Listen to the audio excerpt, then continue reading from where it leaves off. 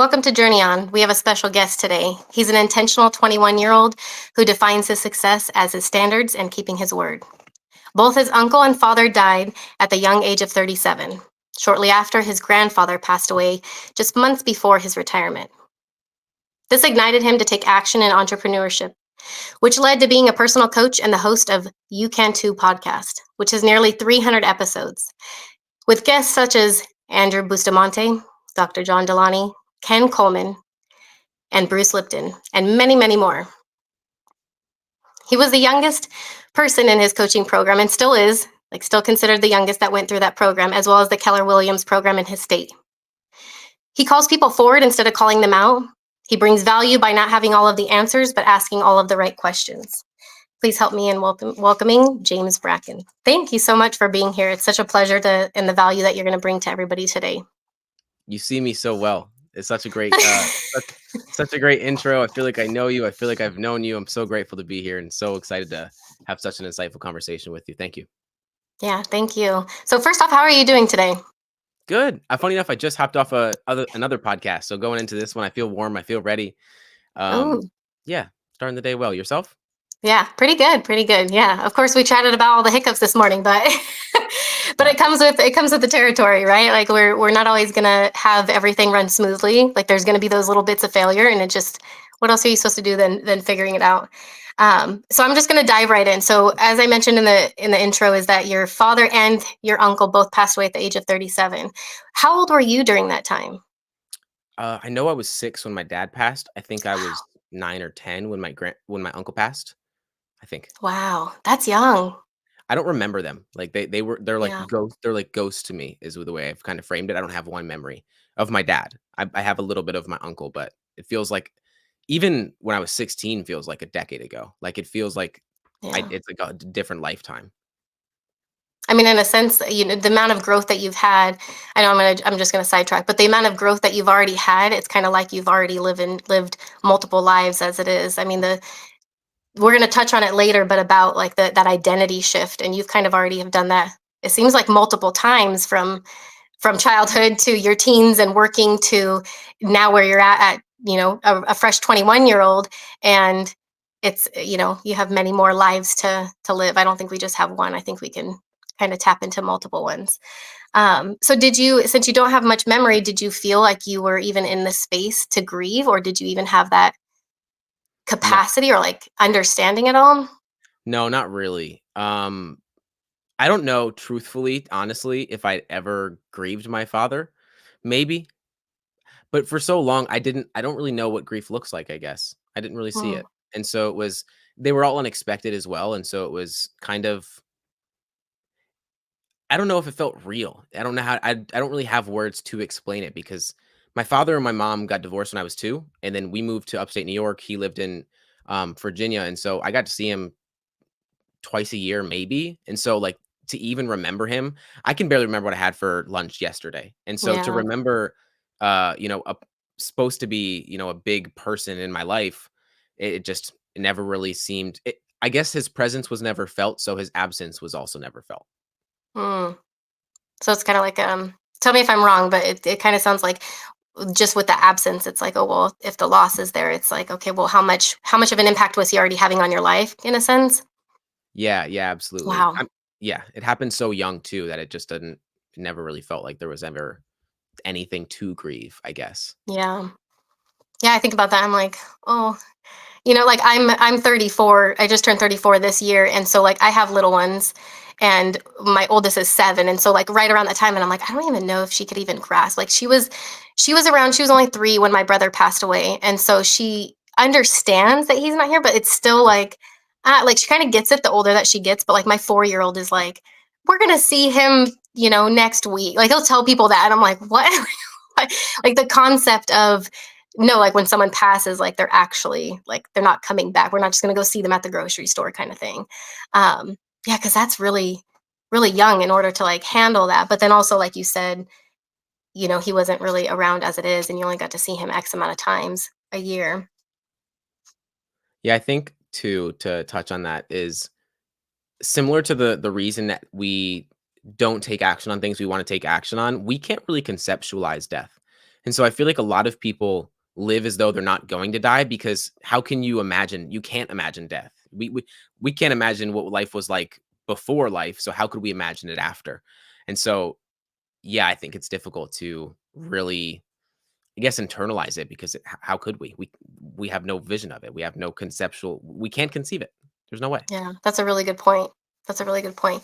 And even with your uncle passing, did you feel like you had a lot more understanding of that? Was that more impactful, or was he also kind of distant? And how did that look? Definitely distant. His passing was definitely I wouldn't say self-induced, but he definitely played more of a role in his passing. Was did a lot of drugs and stuff like that, and just went Yeah. down a not the most beneficial path. Crazy enough, he passed away in a corner store like 2 blocks from my house. Wow. And so I remember today, or I remember sitting in my room, my sister come in my room saying my uncle passed, and I was like, "What are you talking about?" And so it was crazy. I mean, both of those and my grandfather, it all happened unexpected. So I find that I don't really respond until I literally see them. So like I had no reaction, didn't cry, didn't have anything until I literally saw them because how could Mm, I couldn't conceive it. And so it was just like you're telling me this, but prove it first because I don't believe it kind of thing. That was my yeah. thought. And how old were you? Was it around? Because it was shortly after your uncle, right? That your grandfather passed away.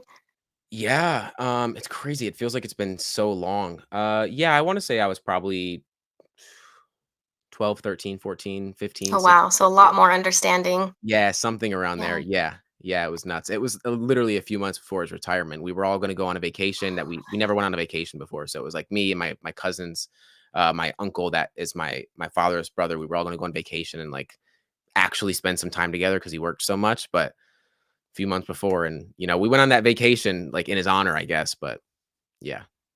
Wow. Were you pretty close with him? I know you guys were gonna go on like a vacation, but were you pretty close with him? Was like that like a No, challenge to navigate? no, I guess he was the only man in my life that ever, I wouldn't say challenged me, but like Mm, instilled masculine traits, I guess you would say.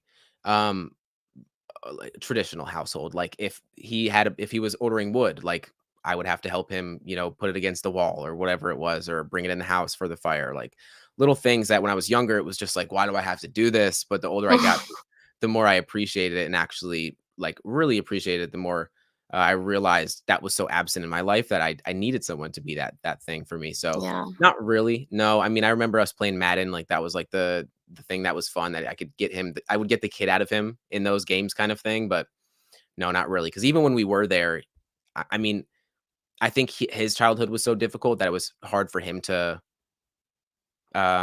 understand children, if that makes sense. Yeah. So not really. Yeah. Wow. Wow. It's so unfortunate, especially with I mean, death is like it's a blessing, but it's a curse. It's like it's part of life, and we get to live in order to get to that point. But then it's also like when it comes to those things of the unexpected, or even when you're like so close to that retirement, and it's like, gosh, you worked up all of this time to like get to this point where we all, I think we're all kind of tricked into thinking like we have to wait for retirement to like enjoy life and be like, that's the time to do it. It's like, well, why can't we do that now? Like, it's just crazy because then things like this happen and it's like, oh, it's like you just feel so bad for the person that's like, gosh, you worked so hard to get to that point and then your time was checked out. It's like, oh, that's Tricked is a good terrible. word. Tricked is a good word because I mean that's what we're told, and so it's difficult to unlearn that for sure. Yeah. Yeah. So I'm going to skip through my other questions since they weren't so close to you, but I really like a lot of the things that you like, just some of the things that you have said in your other interviews or in your podcast. I feel like can resonate so well with people, especially in grief. And one of them is identity and having that identity shift. And as you said, like you didn't have like that really closeness in the relationships that you had, but I mean, your grandfather played a huge part probably in like, those masculine traits and really kind of making you do things that you kind of didn't want to do, but really instilling that in you, that you have to do these things, like that's just part of your responsibility. But what would you say to people? Because in grief, it really has like, I mean, in any like huge event, like emotional or traumatic event, it's like you have whoever you are up to that point, and then it's like that pivot, and then you're whoever you're trying to create or figure out after. And so there's that, I want to call it like an identity crisis. Um, but what would you say to somebody that would lose like their identity and how to, because I think it also ties into that imposter syndrome can play a huge part when people are trying to figure out who they are, because then everything feels abnormal. But what would you say to them in regards to that? Yeah, it's a big question. It's a big question. There's so many ways I can go with that. I think firstly is to make any change in your life, especially identity is going to be the one thing that's going to get in the way, because all of our actions really at the core are taken from to keep our identity alive, to keep who we think we are solidified. We have a bias towards consistency, and we have a bias towards really negativity. And those biases really hold us back from making change in our life, because we feel any kind of change that I want to make is going against my identity, because Mhm. this is who I am. And so if you want to make a positive change, for me when I got into coaching, it was like I've been an unconfident person my entire life. That was my identity. Who the hell am I to get into this?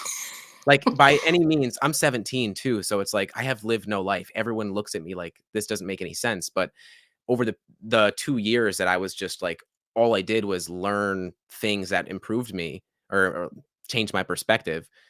It was like, okay, I may have lived very little life, but I have made such a massive change in my beliefs and what I hold true to be true about life and myself, really. And so I think just understanding that to make change, you have to recognize that you don't really want to make change. Like the you have an internal goal and an external goal. Your internal goal is to stay safe and to reinforce that identity. And then the external goal is completely opposite of that. And so you really have to get really good at understanding what role you are playing in keeping yourself where you are, because your identity is going to do every single thing it can to keep you where you are, even if you want to change externally. That's such a good point, because it's like we'll always like resort back to that pre. I know you've read a lot of Joe Dispenza's work, but like going back to like that pre-programmed self, and I know I catch myself many times. I mean, one thing that I try to jump on is like that pity train, and I'm like, Bree, stop it! Like, stop trying to go towards like that instant pre-programmed self, and really kind of solidifying those neural pathways. And I'm going to pivot really quick because I admire that about you, the fact that in a lot of interviews that you've been on, and when people chat with you, it's like that's the one thing that they talk about is like, oh gosh, you're so young. And yeah, you don't have like that life experience, but what is so incredible and I admire about you is the fact that you are going to be solidifying those neural pathways in your habits and in your beliefs and all of that. So when these trials of life, that we're always going to have like these highs and these valleys, that you are going to be able to navigate those so well, because you already are like solidifying those beliefs and those habits and those traits of you can get through it, or those mantras, whatever the case is, like you're already creating that person. And a lot of us, like myself, it's like having to go back and breaking the habit of being ourselves and relearning through. And with that comes a lot of the imposter syndrome. Like that's something definitely that, at least I could see it with a lot of people that I know, especially with growing. I think that's where I've seen it the most, is when someone's trying to grow is when they have like the hardest time with imposter syndrome. And I see that with myself, even with like grief. Like I mentor others, and then I lead a group, and sometimes when somebody asks me something, I'm like, I literally have no idea what I'm talking about because that imposter syndrome starts trying to creep in, and I'm like, who am I to say, what I know about grief or mentoring someone? And then they're like, what do you mean? Like you've done all these things, and I'm like, I don't know. I don't see it. But I think it's like that challenge of growth.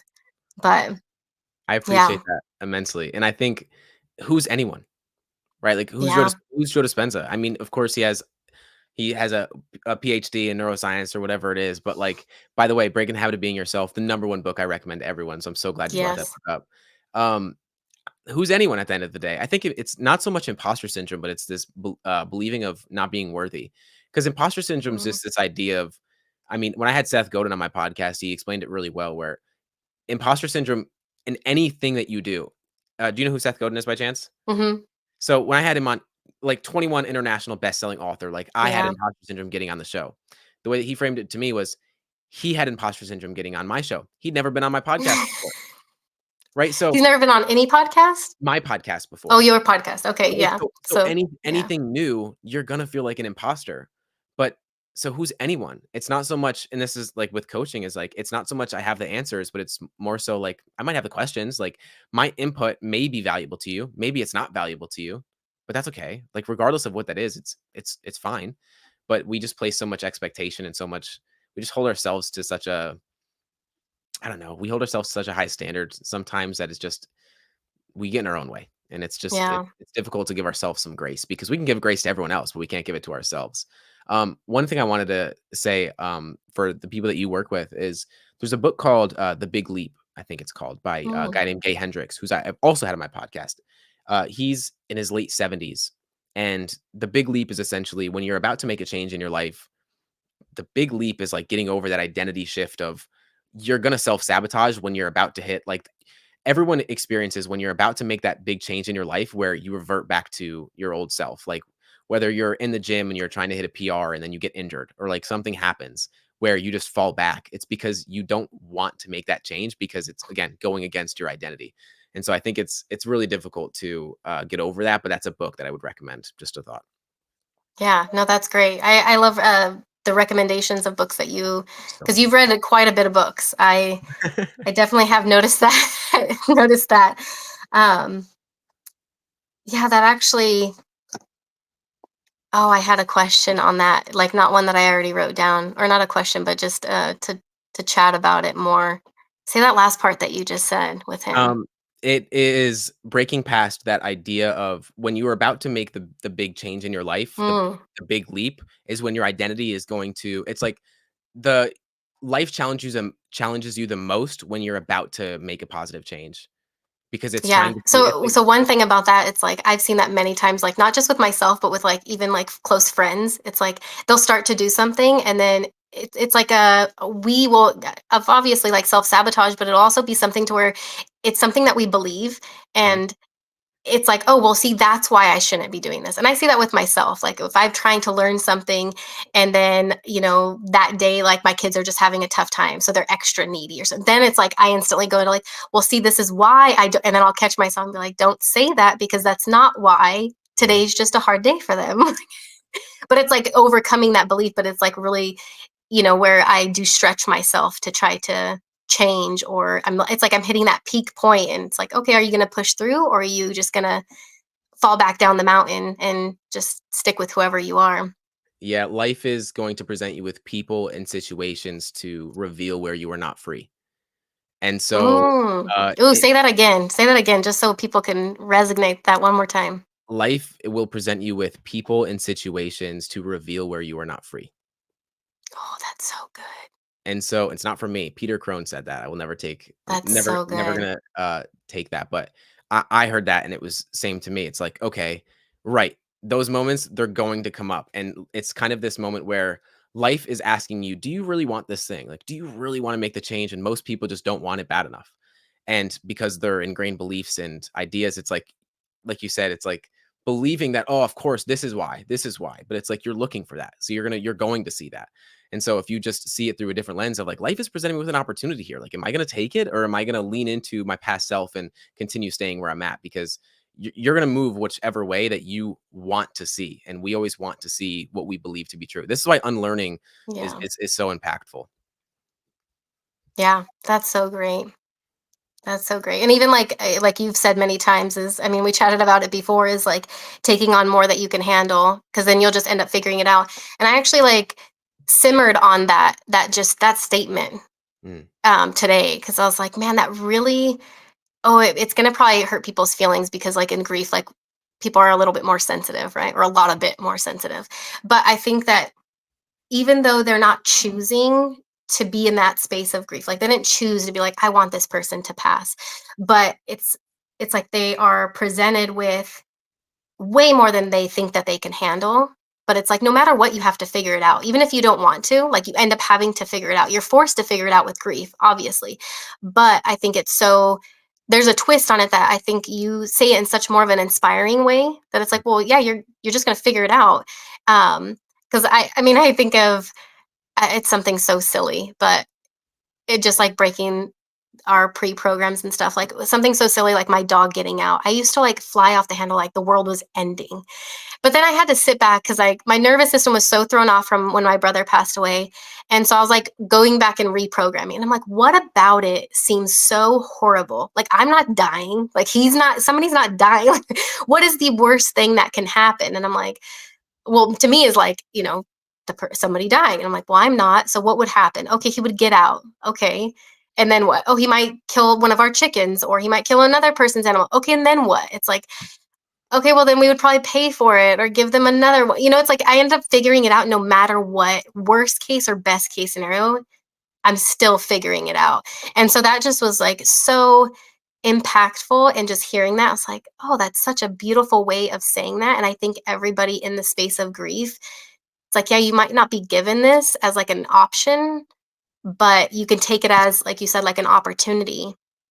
And then just you have to figure it out. You're gonna figure it out. But I think with such a how I could see it is like more of a light at the end of the tunnel, the way that you present Yeah, I would say that's not silly either because the example that I always use, which is also you're gonna laugh as well, is I'm like one of the clumsiest person you'll ever meet. Like genuinely, like I just got a shirt. I just came back from Seattle. I got a shirt or a jacket like a couple weeks ago.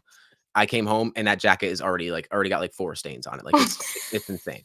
I used to making food is something I've really found passion or found joy in. Is like I used to hate making food and now it's like okay, I'm just present in making the thing. But I used to make food and I would come in my room and right as I'm about to eat, I would drop it. And it would piss me Oh, off like nothing else. Like you just spent 30 minutes making this food. Like yeah, it looks so good. I'm so excited. And you drop it on the floor and you're not eating none of it. And man, oh man, would that piss me off. And it's funny because I just made a post on this on Instagram today with what would life look like if you went through life with a little bit more ease? Like if you were just a little bit mm, more sincere, not so serious, like a lot of these moments, the thing itself isn't the challenge, but it's the suffering we place on ourselves because of the meaning we give or the resentment that we have towards the situation. It's like, right, my dog has gotten out plenty of times, and does it get me annoyed? For sure, but it's like, how could I just go about this with a little bit more ease and just yeah, allow myself to not hate it so much? Like we just create so much suffering on ourselves for yeah, seemingly no reason, but again, it's a groove, it's a perspective, it's something that we feel we need to do to be safe, and it just doesn't need to be that way. yeah. So two things, like you said, is with like not taking life so seriously. Like that's some like a I feel like my own personal like mantra I've been trying to live by this past like month. I'm like, oh gosh, like it's really not that serious. And I think we take things so seriously and it's so silly. And I don't know if it's just like us being programmed that way or if things are actually we're supposed to be that serious and we Mhm. just do it. I don't really have the answer on that. But yeah, that's something that I've actually been like living by. Like, oh well, why be so serious? It's like especially as like a parent. I see that a lot as like a parent because I have three little ones, and so a lot of the times like they just see me like management mode, like think, think, think, think, think. And then it's like I do have that space where we will just play and be silly, and like those are the spaces of like being fully present. I'm like, gosh, this is what life is about, is just that whole presence and purity. And it's like nothing matters. If there was, I don't know, a plane that just like fell in my yard, like it would just be like, okay, like let's figure out what happened with the plane. It's like nothing is such a bigger challenge than what I think we make it out to be. Yeah, that was my tangent. I'm gonna do that. I do that often. But the other I love part it. that you said is the suffering part. So initially in my grief, so my brother, a backstory, and if anybody's just tuning into this and hasn't heard other episodes, so my brother is a Marine Corps vet and he died by suicide. And so with that, I was doing a lot of reprogramming and all. Like I read Joe Dispenza's Breaking the Habit of Being Yourself before that happened, and then I like forgot it all, and I'm like, I need to read that book again. And so then I started reprogramming. But one thing like Tony Robbins says is like intentionally suffering. Like Mhm. people a lot of the times will intentionally suffer. And I like that you brought up, that we will suffer. It's like we do intentionally suffer. Like, oh, I dropped my plate of food. And then it's like, oh, we could just spiral with all of our beliefs and why is this happening to me? And just this poor me pity train. And I mean, I'm one to talk. Like that is a weakness of mine. Is let me jump on that merry-go-round real quick. Um, but what would you say with people that do, especially in this space of grief? that it's so easy to suffer, like intentionally suffer. Like, I mean, I've heard people where it's like they'll put on a sad song and then it's like they're listening to it and then they're just putting themselves in that space of being super sad. It's like, well, you could make a different choice. But what would you say to somebody who's either stuck in that suffering space or kind of keeps falling into that space? Yeah, something that helps me is questions is what I always go back to because I'm no perfect human, but I definitely have questions that help me Yeah.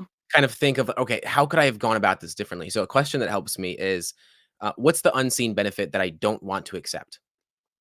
Mm. So dropping my food, for example, it's like that is the stupidest little thing, but I've always struggled with patience, and so life is trying to help me become a little bit more patient by that happening because I did it. I might have messed up, I might be a little clumsy, but I did it. And so how could life present me? It's again, life is presenting me with opportunities where I'm not free. And so if I can see it through that lens and see what I'm getting from it instead of what it's taking from me, well, then almost every situation is something that you can benefit from. We don't want to see the benefit, of course, because it's a lot easier to go into why me, of course, this is happening kind of perspective, but does that serve you? That's another question is, does that serve me? Does this perspective serve me? Does this response serve me? Most of the time it doesn't, and it takes a lot of accountability to allow yourself to recognize. And a perspective I like to take is confrontation is the catalyst to growth, and so you have to be open enough to say that I need to confront the truth about this and be honest with myself because that's where growth actually happens. The reality, another book I'll recommend because it's coming up to me as I'm saying this is Awareness by Anthony DeMello. It's a really Mm. small book, but I truly believe it will take a lot of the stuff from Joe Dispenza's work and a lot of Eastern mysticism kind of thing. I think it's the only book that I've ever read that I think everyone needs to read to be considered an adult, truthfully, because Mm. it's such an easy read, but it's also like recognizing that the first step to making change, to becoming more aware, is understanding that you don't actually want to make change. Because if you did, you would have already made it. But we're so ingrained in our Oh, beliefs and our in the way that we live life and what the trauma that our parents gave us that this is the only way, but to recognize that to make change you don't actually want to make change is the first step because we all ouch. say we do, right? We all say we do, but like wouldn't you Yeah. have done it if you actually did? So that's a whole tangent myself. I'll go down tangents as well, but that's what comes up. Yeah.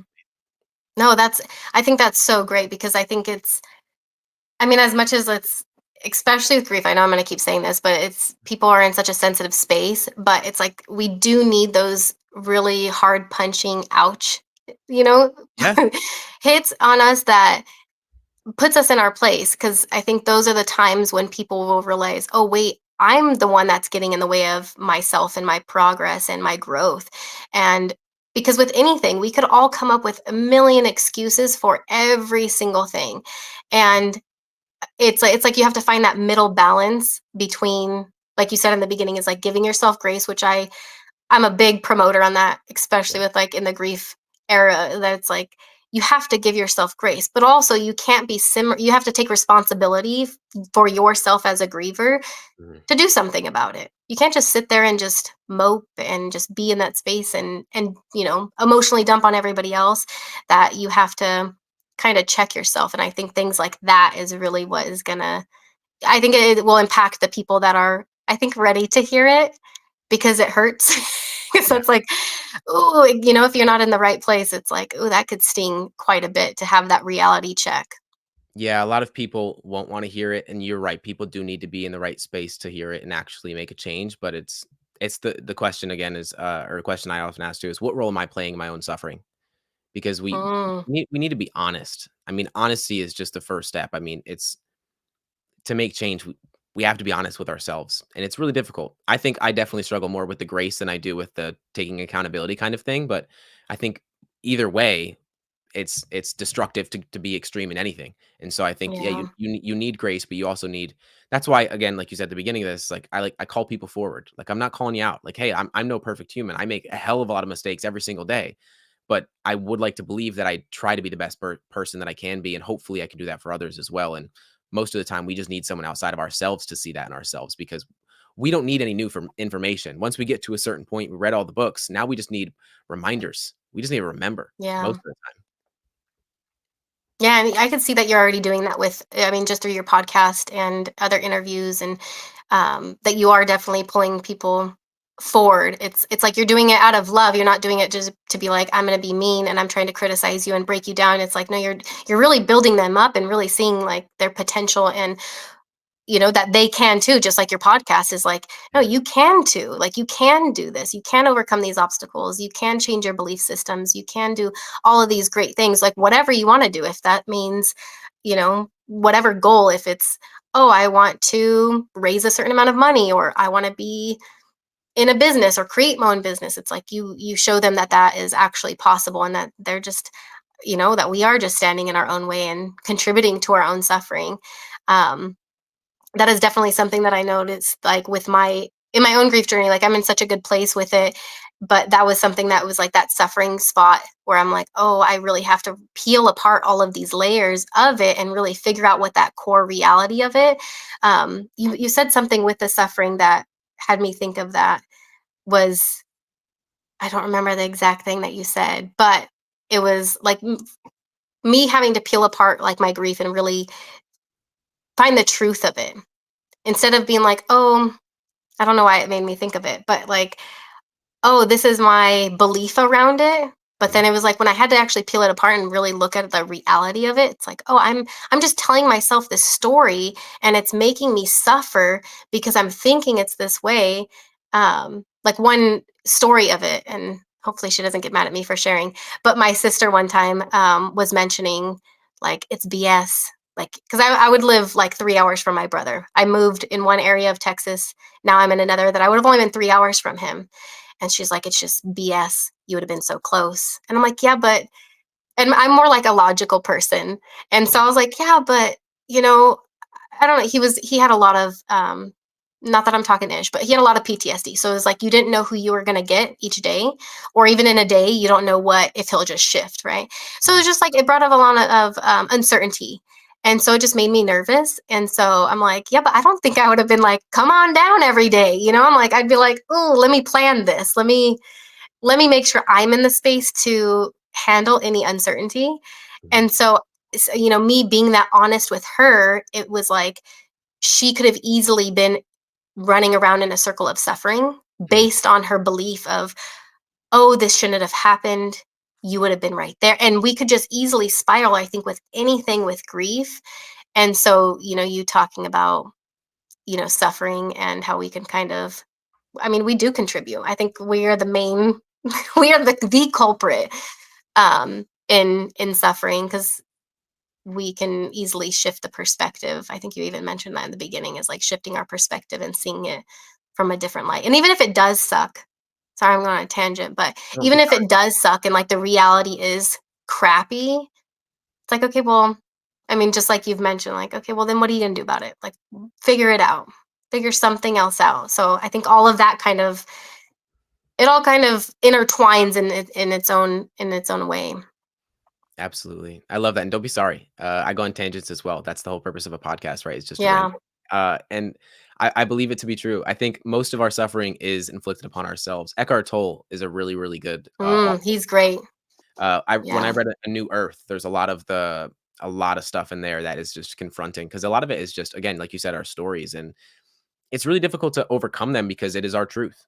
It is our reality. It's like just like our identity. I mean, it's really difficult for people.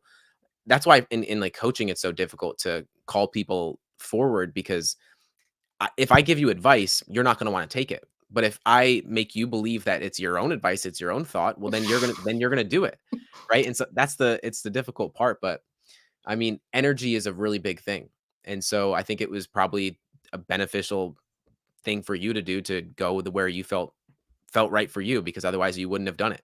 I think everything is it all makes sense. All of our mistakes, they make sense. Like Yeah. and that's why grace and compassion is so important for other people. If the world was just had a little bit more grace for everyone, I think the world would be a much better place. Because if you were in that person's shoes and you had to go through every experience that they had to go through and you had the beliefs that they had, you probably would make the same exact decision. But we don't think about the beliefs that they have and the childhood that they had and the things that they went through. It's like, no, we just base them off of what we see of them, but not who they actually are. I don't know who you really are. I don't really know who I am. Like, all of it is just a story at the end of the day. And I think it's important to just understand that all of it is so uncertain and we really don't know anything. But as soon as we believe we know something, that's the first step to recognizing like, hey, well, I need to take a step back because anything that's solidified is usually not true. Yeah.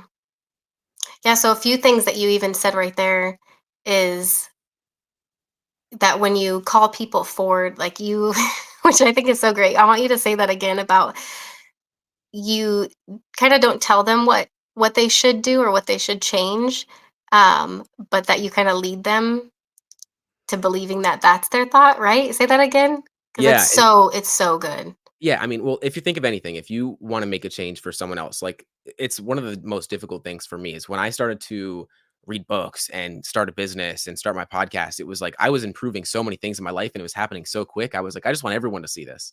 But no one wants advice. No one wants to listen to you from a place of, "Oh, this is what's going good for me," because it only makes them feel insecure and insufficient and it puts them down. And so if Yeah. you can make someone else believe that it's their idea to make the change by asking certain questions and getting them down a rabbit hole that it makes sense logically for them. You have to think most people, we have a lot of the same paradigms and ways of life, but a lot of us have different beliefs around certain things. And so if you can understand that that person probably doesn't have the same beliefs that you have, well, then you have to take a step back and think, how can I make them believe this is their idea so that then they make the change? Because no one wants your advice. I mean, you talked about this earlier about experience. Like, we all know the person that, and I've had it so many times when I get on a flight and I'm sitting next to someone that's maybe in their 50s or 60s, and they're telling me all the advice that they wish they received, and I just hear it. And I remember specifically a couple months ago where I was on a flight with somebody and he was giving me all this advice. And it was terrible advice, like telling me to get in the military and all this other stuff. And I was like, yeah, man, like I appreciate it, but I don't want your advice. I appreciate it so much. But I think a lot of experience comes from experimentation, not so much living, because a lot of people Mm, can just live and coast through life, but not actually have any experiences because they don't experiment and see what they're capable of and question their beliefs. And so I think a lot of it is just, yeah, yeah, down a rabbit hole again. But that just came yeah. up for me. No, it's so good because I recognize that with me being a mentor and having mentees and stuff. I realized that I do that, and so it was just so fascinating for you to have some words to that, Yeah. that it is asking questions. And I think that's a lot of the times that I do, like I might go on like tangents, but it's usually from like my own experience and just being like, oh yeah, like I've done that and this is what has happened and this is how I did it. Not like you should and you have to, or you got, like kind of like more forceful, Mhm. rather than asking them the questions of like, well, what do you want? Like, what do you want from this? And I've had some that are like, I just want to thrive. Like, I don't want to be a survivor anymore. I just want to thrive. And it's like, okay.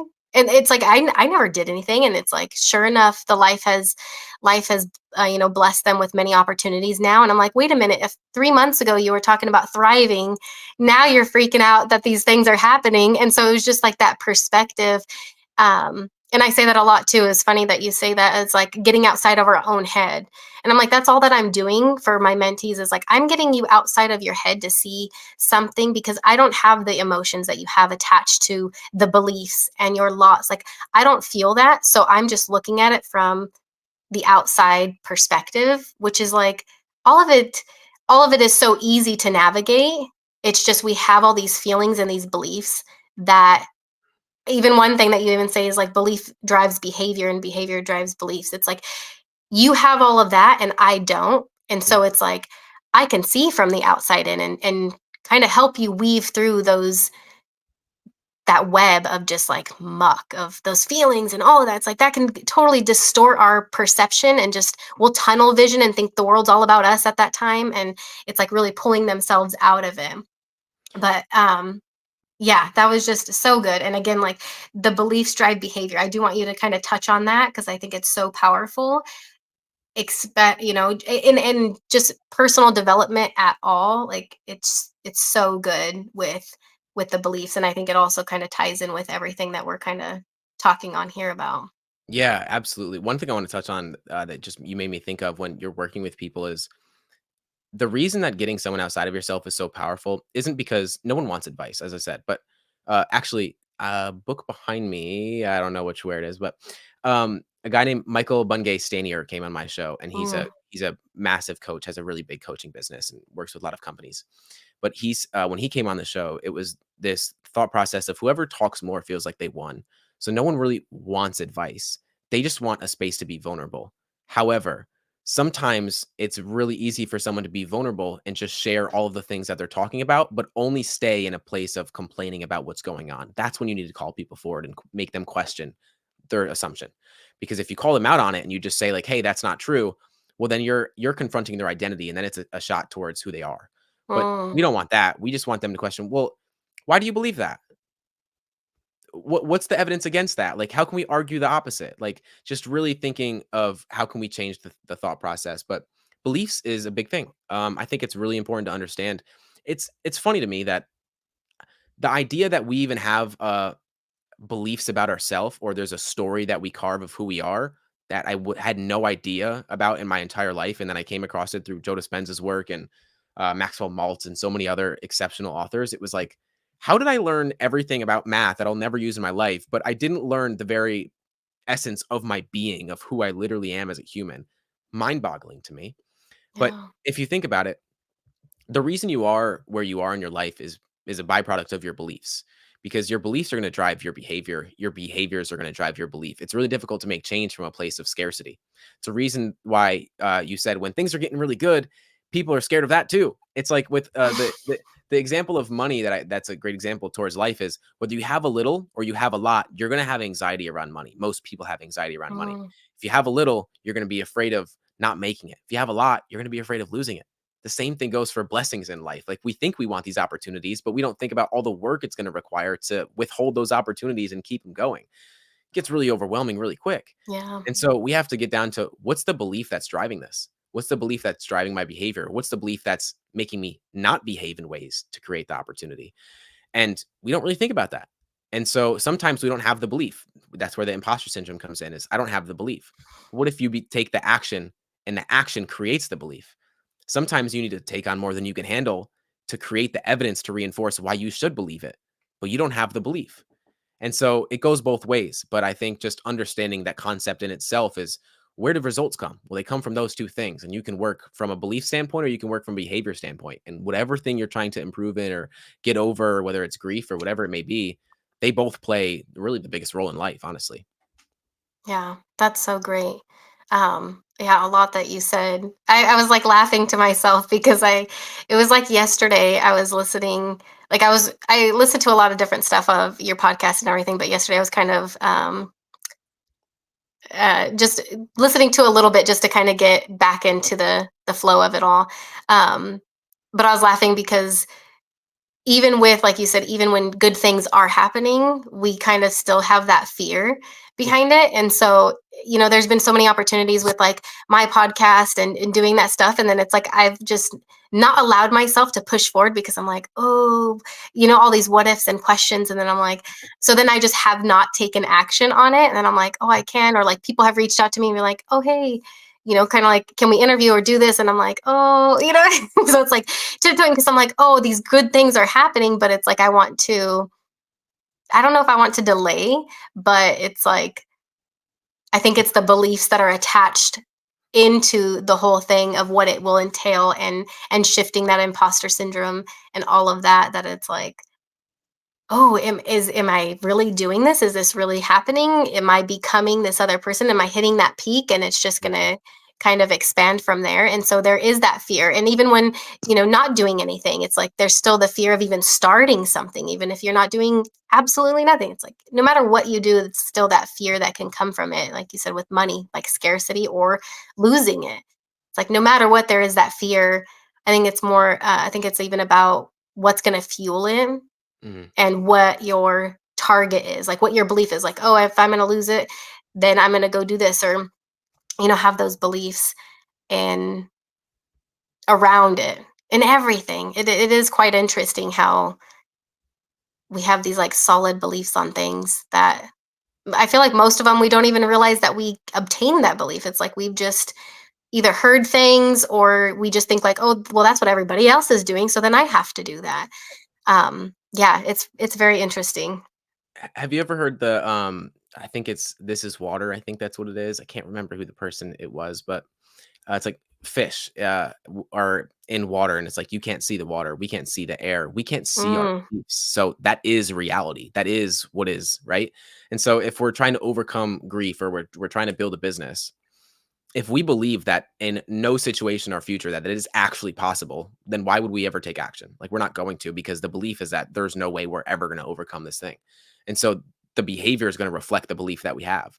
And so it's really difficult. That's why behavior has to come play a role. When I started my podcast, it was like, this is never going to become anything, is the belief, right? Like in anything that we do, we all have some kind of doubt.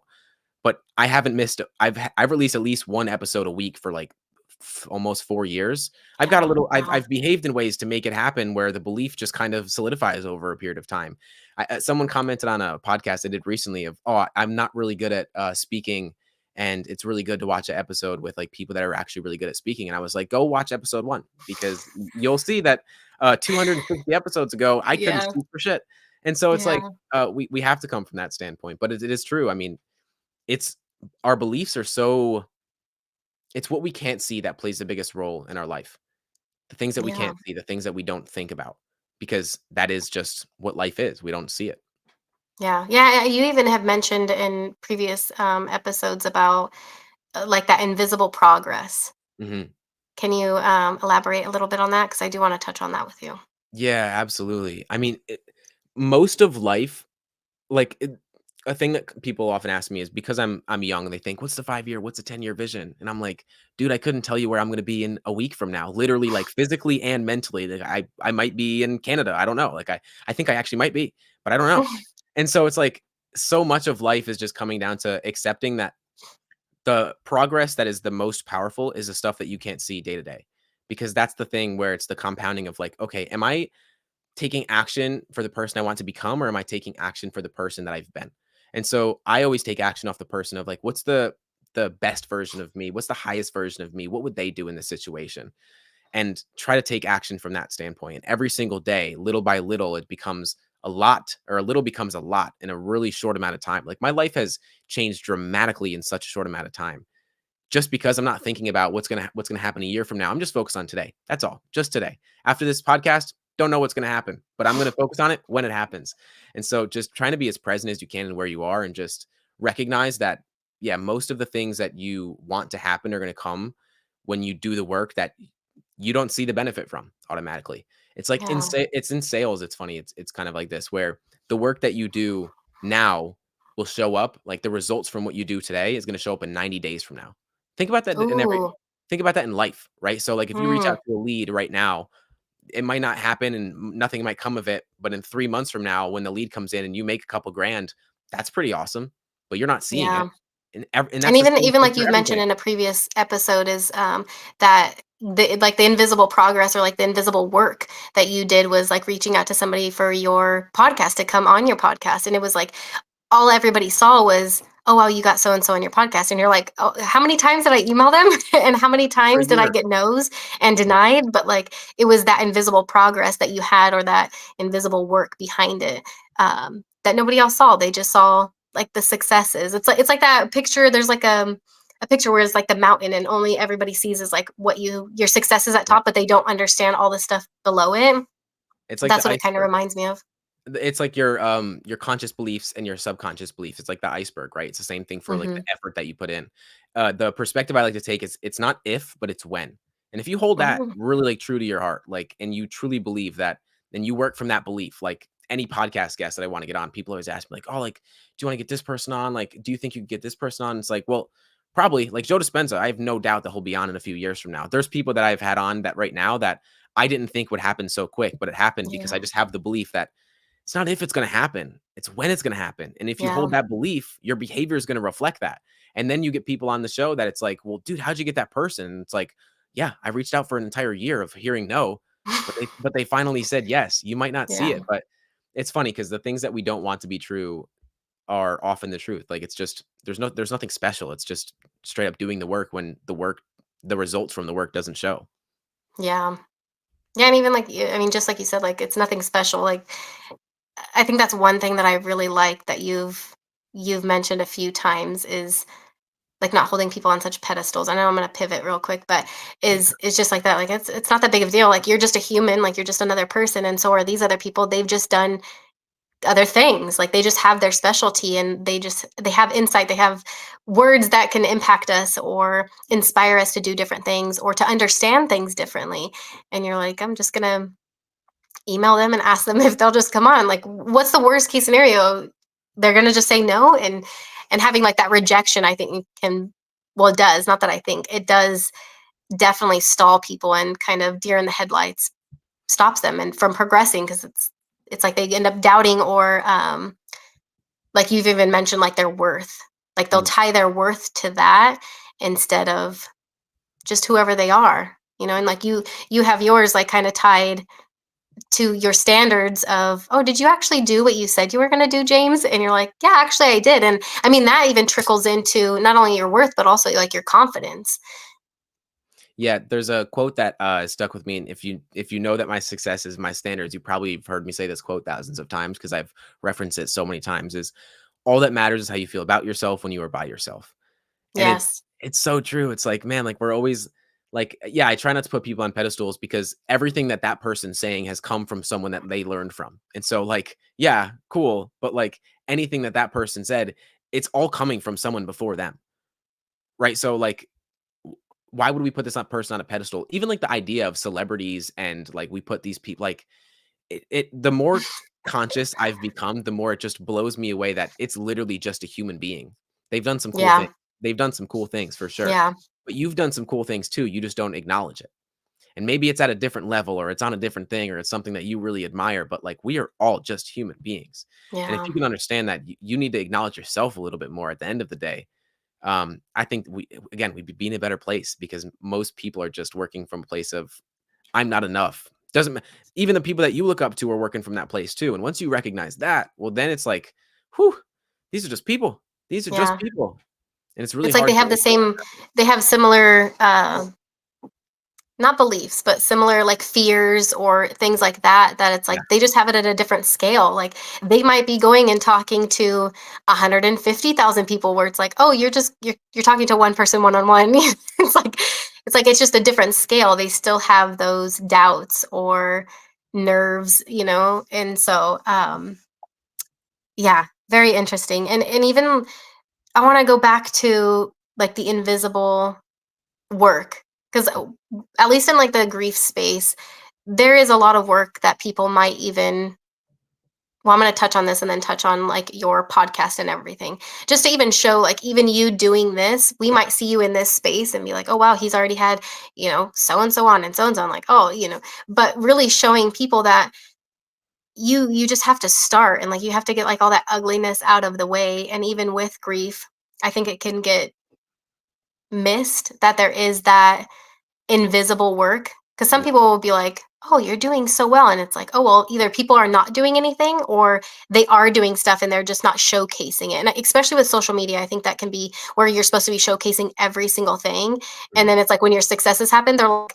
oh, you just flipped the switch and now you have all these great things happening. It's like, no, there's all of these things that have happened. Like, I mean, even now, like you started in your car, and that's, I actually yeah, was laughing about that because I listened to that again last night and I just started laughing because I'm like, yeah, like we have to start somewhere and it's going to be ugly for sure. I'm in my ugly stage right now. And I'm like, that's fine. I'm in that season. Like I have 3 little ones and like a homestead. Like mhm, there's a lot to manage and to navigate. But I'm like, if I have the opportunities to do the podcast, like I'm going to take advantage of those opportunities any chance that I can get. And so just hearing that, it's like, oh, we have all that invisible work where who knows what it took for you to have to sit in your car. Who knows what the weather was like, but it's like you still did the work and look what it has led to you now. I have a random question that comes from that. What year did you start? Because now it's 2024, you're 21. When did you start those solo? Because I've actually been listening to you. I'm going on a tangent, but I've actually been listening to you when you started your solo. So it's so inspiring just to see the progress that you've had over the last few years. But I want you to say how long ago you started this. yeah. And I can't appreciate that enough, honestly, because yeah, I mean, I started in. I don't even know how people found it because like it was. I'm speaking to nobody honestly. When I first started, it was, and even now, like there's like there's levels to this kind of stuff. Like there's Yeah. people that I see where their podcasts getting millions of downloads each episode, and my first couple episodes got like, I don't know, like nothing, like for like months, you know what I mean? And so yeah, I started in my car. I think my first episode was December 2021. And Wow. so, yeah, I started my car, didn't have a microphone. I remember it was December. I'm sitting in my car, I can't have the heat on because if the heat's on, then it's going to mess up the audio. So I'm sitting in my Yeah. car, freezing, making an episode. Did the same thing when it was hot out. My first 100 episodes were completely solo. It was more so not to learn anything, but just to um kind of like a public journal. Like I'm learning this stuff. I need an outlet to kind of express it in a way, and hopefully it can help other people. I don't have the answers. I'm no guru here, but hopefully it can help other people because it's really helped me. And so that's the emphasis of really all of it. But I mean, I'm still in my ugly phase. I haven't done any in-person episodes yet, right? So like there's levels to this kind of stuff, but just appreciating where you are is really, really cool. Yeah. There's a guy, Case Kenny, I had on my podcast. And this is what's cool too, is I'm just it's an infinite game. Like there's nothing I'm trying to get to. I just genuinely enjoy having conversations with people and learning from people. Like the amount of times I reference, oh, when I spoke to this person, I do it way too much, but like Yeah. it just comes up. When I spoke with him, he brought up the in-between days. And it's like there are days where we need to appreciate most of life is the in-between days, the days where it feels like I'm getting nothing from this. There's no results that are happening. I feel at my lowest. I feel like life is piling one thing after another on top of me. But if we can learn to appreciate the in between days when life doesn't feel like it's working in our favor, how much better could life get? And it's really big for grief in that sense too, because most of the days you're going to feel like you're not getting any benefit from this. But again, it's like, Mm. what, like, is the action serving me? And if it's going to serve my best interest, well, then just keep doing it. That's the only thing that you can do. Why I live day to day is just keep doing it because that's all you really can do. That's huge. That's really huge. Is those in between days. I think I need to have that as like the Yeah. main portion of this whole episode because in grief it is so all consuming, and so it just feels like it's always going to be that, and it's like, oh, I have no progress, or this is how it's always going to be, and so we could easily spiral into that, and it's like, no, it's not. Like, you're just these little, like, 1%. I've heard that before, like, oh, just do 1% a day. That's Mhm. it. Like, no high expectations of yourself, just 1%. um but yeah, that's so big, and I think a lot of people are going to be able to resonate with that, and if they don't, it's like a really beautiful reminder that it's okay to be in that space, that it's not like it's going to be like that forever. Like, you're just in these in between days, because that little bit of progress is going to have like huge results later on. And I like your 90-day thing, because then it's like you Yeah. have something to look forward to, like, oh, well, you know what, let me just, and more out of playing, more out of, like, I think like a playfulness is, oh, I wonder if I start, picking up a book and start reading, I wonder what it's gonna look like, or who I'm gonna look like in the next 90 days. And I mean, that would even, I actually might do that. I feel like this episode is more for my selfishness than, than anything else. Um, but even playing with that, I mean, that would be something just incredible, just to put 90 days out, like, on your calendar. Just, hey, self check. How are you doing today? It's like, oh wow, you know what? 90 days ago, I was feeling this way, or I was doing this, and I picked up a book. I started reading a book again, and here we are. Um, Speaking of books, do you know how many books you've read? I know you have a lot of physical books and a lot of audiobooks. Have you Hundreds, counted them yet? hundreds. Like, funny enough, I got a bookcase in today, only half of it because it's going to come. I think the other half is going to come next week. I've read so many books. My bookcase broke not too long ago. You can see the ones behind me, but once I get my Yeah, bookcase up, I'll send you a picture. It's, yeah, I don't even know if it's going to hold all of them, honestly. yeah. Um, but I kind of like, I think I heard once from someone that like the best thing that you can have is an unread library because like once in a while and you just feel like, I'm just going to pick up a book. Maybe I've read it before, maybe I've never read it and it's going to resonate. But no, I don't, honestly. I've read so many, but there are a few that have had the biggest impact. But I Do you think want to just name a few? Joe Dispenza, Breaking the Habit of Being Yourself, Yeah. 1000%. For someone I think this might help with grief a little bit, but Obstacles Away is right behind me. I forget which one, right there. Oh, I haven't heard of that one. Ryan Holiday, fantastic. Oh, I know him. Yeah, fantastic Yeah. book. Stoic Philosophies. He just gives a lot of examples of stories that, again, it's like, what's the benefit from this? The obstacle is always the way, but our perspective doesn't serve it if we don't believe that to be true. Mm. A New Earth by Eckhart Tolle was huge. I could read that. I honestly, every time I read it, I think if I just read a chapter of this book every day, my life would be so much better. And I need to get back on that because it's so good. Um, Man, there's so many. There's genuinely so many books. I think one thing that I'd recommend, not so much a book, but read books for a skill that you want to develop or a problem you want to overcome, not just to read books. When I first started reading Mm, books, it was just I want to read as many as I can, and like I'm improving myself, and this is so great. But the more I read books, the more I realized not so much about reading as many as you can, but more so reading for an intentional reason. Like, yeah. what problem am I overcoming with this before you even start reading, or what skill do I want to develop? And when you start there, like I'm reading a book on anxiety right now because I really want to learn more about anxiety from a physiological level. And so Is that that's something that you have to navigate or just for your future clientele and just being able to give other people insight? no, I think for me, it's definitely something that I need to navigate. I think it's something that my anxiety isn't so much in my head, but it's more so in my body. It's a feeling kind of Mm, presence, and maybe I drink way too much coffee. I probably do. Um, I know that definitely can play a role, but, yeah. um, no, it's just more so I've spoke with so many people on it's funny, the book I'm reading is anxiety. If anyone deals with grief and anxiety is a big part, Oh.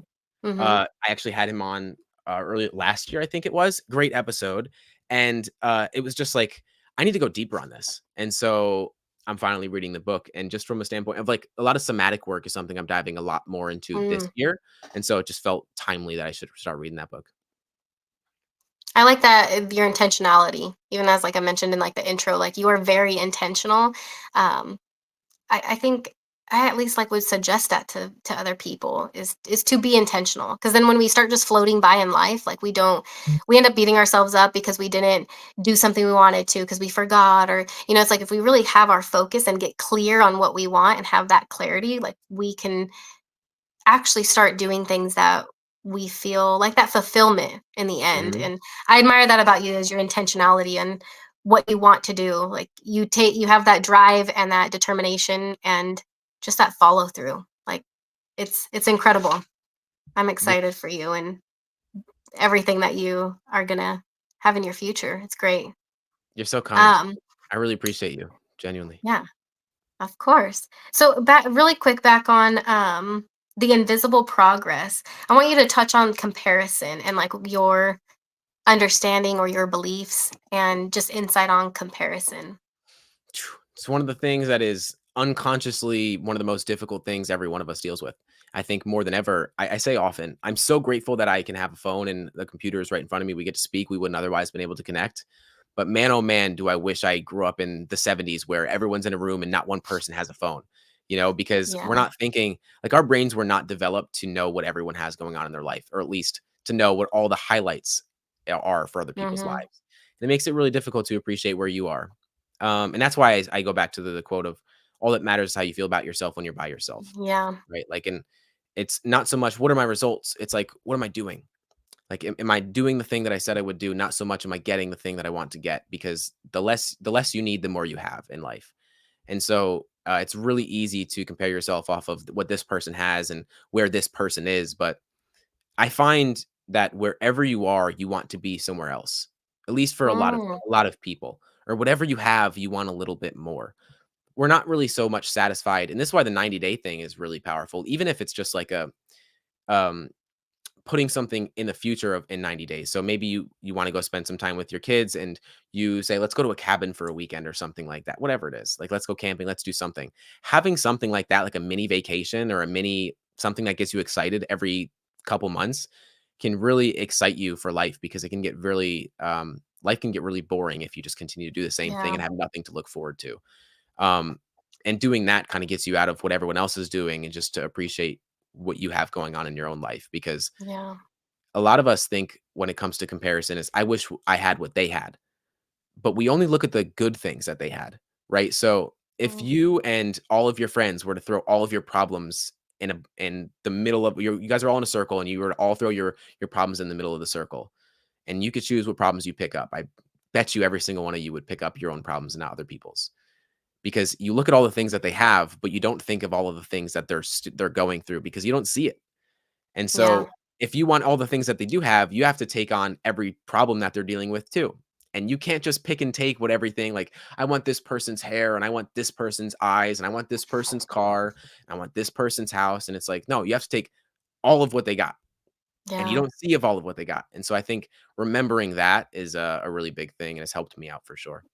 Yeah. That's a really good perspective. I think maybe Tom Bilyeu or even his wife, Lisa Bilyeu, they've mentioned something along those lines where it's like, oh, if you want that, well, what is it actually gonna take to get that? And like they reference like it's kind of silly, but and it's probably something not the right space to say, but it's like, oh well, if it takes killing a puppy, are you Yeah. willing to kill a puppy in order to get that? And it's like, well, no, like that's my cutoff. Like I'm not gonna do that. It's not worth me doing that.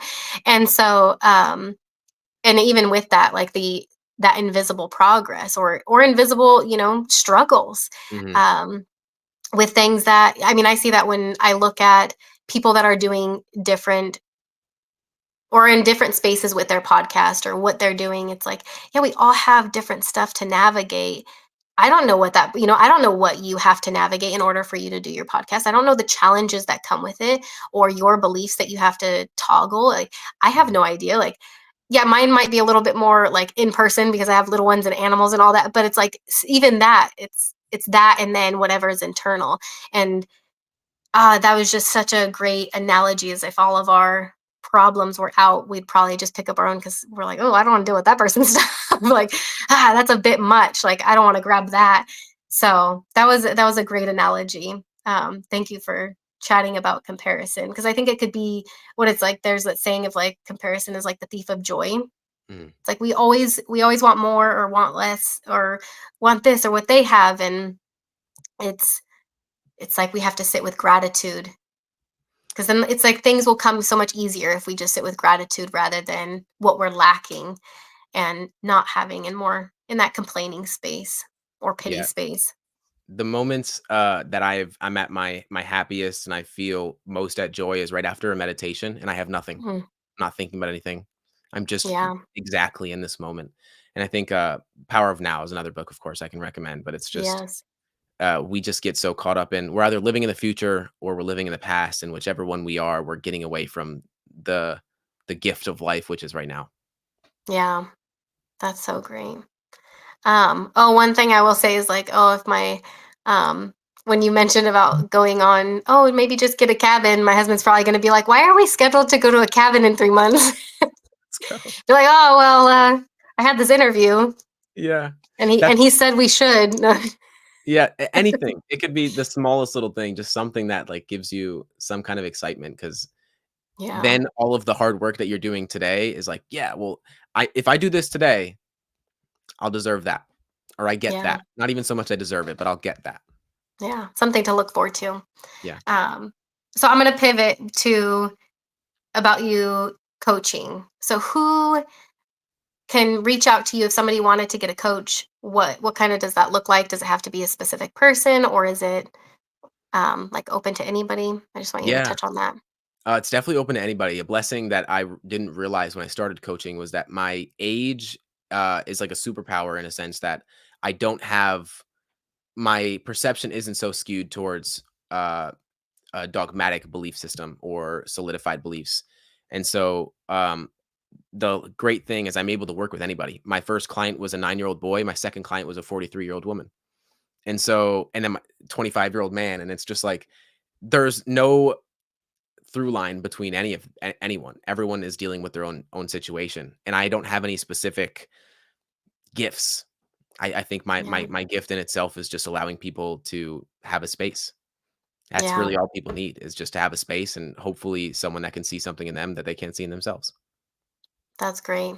I recognize that with, I mean, I know grief is a tough thing to navigate, but that's one thing that I've noticed in this um, niche, I have to say, is it's not so much that I'm fixing any of their problems because I'm not. It's more I'm allowing them their space to be vulnerable and Mhm. to just sit in it. And then it's like they'll be like, "Oh my gosh, thank you so much." And I'm like, "I literally did nothing. I just I Exactly. let you talk and I just kind of sat beside you. Like that was really it. I didn't give you like you said like you just ask the questions. Like you don't give them the golden answers of stuff. And I actually like to call, like when I hear stuff like through your podcast, like just the questions that I've had you touch on or statements that you've mentioned. Like to me, I call them golden tickets. Like it's you could read a whole book and it's like that one statement. It's like that's why I read that book. um, I see that with other people. I'm like, oh, I might say something that resonates really well, and like I call those golden tickets. Like I get those in therapy, but it's like I need those in order to grow or whatever space that I'm in to progress. And so I'm like, but really, like you said, it's I'm not doing anything really. I'm not giving you the all the answer. Like there's not an answer key that I'm checking off your test. It's like none of that. Um, yeah. And then before we get to my last question, as much as I would love to keep diving down the rabbit hole with you, I think we could be talking for hours and just diving down different rabbit holes. It's so easy to do that. Um, but where can people find you? Where can they find not just your coaching program and being in contact with you, but also your social media platforms and your podcast? Yeah, James Bracken IV is pretty much where you can find me at all things. I think that's my name on YouTube. That's where I'm. YouTube and Instagram are my most things that I'm on the most time. You'll see a post at least once a day, and then you can too is the podcast on Spotify, Apple. It's under James Bracken IV on YouTube, but that's where you can find me. Great. All right, my last question. What is one thing you would suggest to any listener to inspire them to journey on? I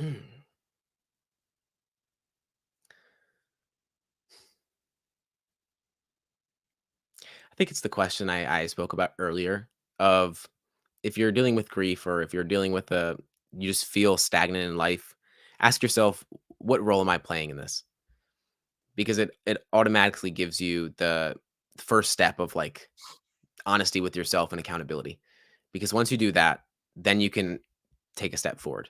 But you can't take a step forward until you're honest with yourself about what role you're playing because you're going to continue to get in your own way. And I think it's the thing that most people I need to do often is just to be honest with ourselves of like, what role am I playing in my own suffering? What role am I playing in my own, you know, keeping myself stuck and everything in life? What role am I playing?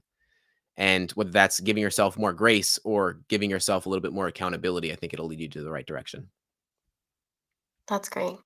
Thank you very much for joining us today and just bringing so much value to people and on their journey, if it's in grief or even just to inspire them in this journey called life. Thank you. It's so good to chat with you. Thank you.